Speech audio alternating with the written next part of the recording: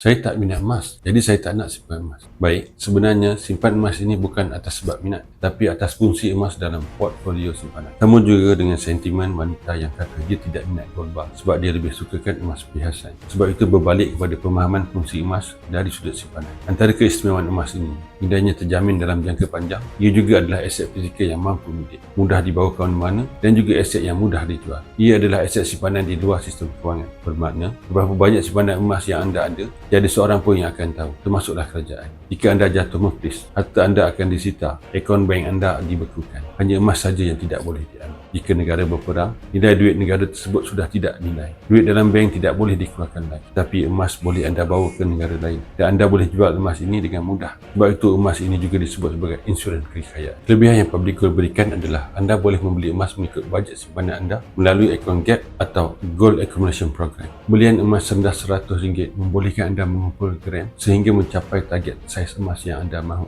Untuk bermula, anda boleh rujuk pin video saya untuk langkah daftar akaun Public Gold dan saya akan bimbing anda dalam cara dan langkah-langkah simpanan emas yang terbaik untuk anda.